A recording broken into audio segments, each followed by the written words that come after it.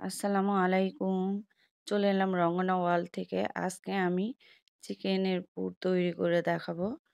সমুচাই, spring roll, chicken সবজি role সবকিছুর মধ্যেই এই পুরটা ব্যবহার করতে পারবেন। পুর তৈরি করার জন্য আমি চিকেন ব্রেস্ট নিয়েছি ২ টি। আর এখানে ১ চামচ আদা রসুন পেস্ট দিয়ে দিয়েছি। এখন একটা ডো তৈরি করে নিব। এজন্য ২ কাপ ময়দা নিয়ে নিলাম। স্বাদ মতো লবণ দিয়ে দিলাম। দিয়ে পানি দিয়ে একটা সুন্দর ডো তৈরি করে নিব।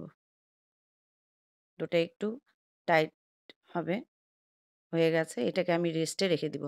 আর চিকেন ব্রেস্টগুলি আমার হয়ে গেছে। এখন আমি হাত দিয়ে ঝুরঝুর করে নিব। আর ঝুরঝুর করা হয়ে গেছে। সবজি নিয়ে নিলাম গাজর আর বাঁধাকপি কুচি। এখন চলে যাব রান্নায়। একটি কড়াই বসিয়ে দিয়েছি। আর ১ টেবিল চামচ দিয়ে দিলাম বাটার। এর সঙ্গে একটু রেগুলার তেলও ইউজ করব। দিয়ে দিলাম রেগুলার তেল। বাটারটা গলে এসেছে। এখন আমি দিয়ে দিব রসুন কুচি, আদা কুচি ১/২ চামচ করে। আর লাল মরিচ নিয়েছি, দিয়ে দিলাম ১ টেবিল চামচ। হালকা ভেজে নিয়ে দিয়ে দিব চিকেনগুলো। দিয়ে ভালো করে ভেজে নিতে হবে।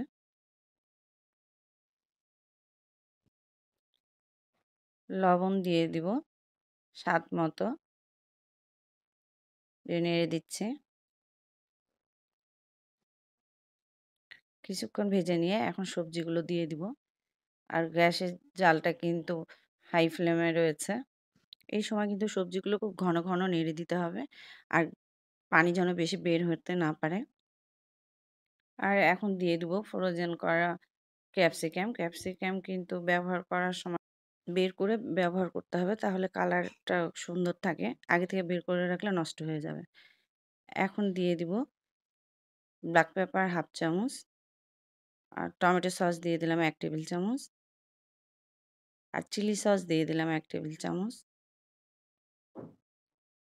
আর সোয়া সস দিয়ে দিলাম ১ টেবিল চামচ। দিয়ে এখন ঘন, ঘন নেড়ে দিতে হবে। আর গ্যাসের জালটা কিন্তু মিডিয়ামের থেকে একটু হাই আছে। আর এখানে নিয়ে নিলাম আমি অ্যাবারুট। অ্যাবারুট দিয়ে পানি দিয়ে গুলিয়ে নিচ্ছি। দিয়ে এটা সবজিতে দিয়ে দিব। আর এটা পুরের মধ্যে দিলে পুরটা অনেক সফট এবং জুসি লাগে।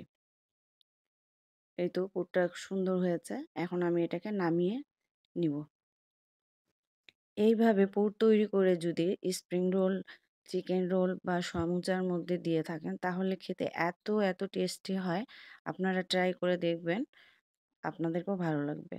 আমি যে ডোটা তৈরি করে রেখেছিলাম, আবার একটু মেখে নিয়ে ছোট, ছোট লেচি করে নিব।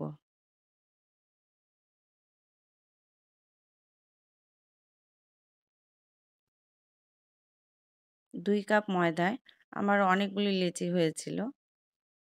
এগুলো দিয়ে আমি কিছুটা রোল আর কিছু রোল তৈরি করে আপনাদেরকে দেখাচ্ছি। ছোট একটা রুটি বেলে নিচ্ছি। আর রুটিটা একটু লম্বা টাইপের হবে।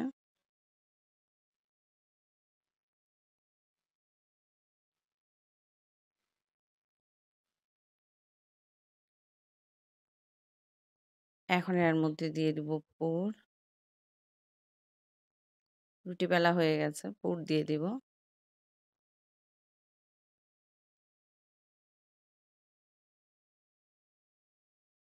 আপনারা এটা দিয়ে যেমন খুশি তেমন করতে পারবেন। আমি একটা ডিজাইন তৈরি করলাম বানের মতো। ১ম এ ভাঁজ দিয়ে দিলাম, তারপর কেটে নিচ্ছি। দেখতে খুব সুন্দর লাগে। এজন্যই তৈরি করলাম এটা। তারপরে আরেকটা ভাঁজ দিয়ে দিচ্ছি। দিয়ে গোল করে নিলাম। নিয়ে চতুর্পাশ থেকে ঘুরিয়ে মাঝখানে চাপ দিয়ে একটা ডিজাইন তৈরি করে ফেললাম। এই দেখতেই পাচ্ছেন। আপনাদের সুবিধার জন্য আরেকটা তৈরি করে দেখাচ্ছি।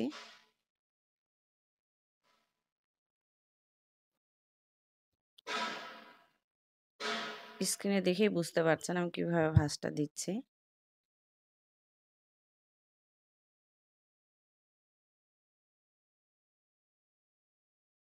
আবার কেটে নিচ্ছি। নাইফের সাহায্যে এভাবে চিকন, চিকন করে কেটে নিবেন।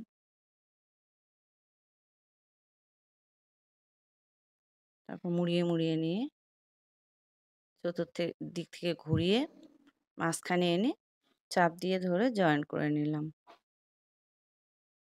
তো হয়ে গেল, এভাবে সবগুলি করে নিয়েছি। কাঁচা পানি দিয়ে আমি ডোটা তৈরি করেছি, লেগে যেতে পারে। এজন্য চতুর্দিকে আটা ছিটিয়ে দিয়ে এগুলো রাখলাম। আর একটা ডিম ফেটিয়ে নিলাম। ডিমের মধ্যে দিয়ে দিব। দিয়ে ব্রেড ক্রামের মধ্যে গড়িয়ে নেব।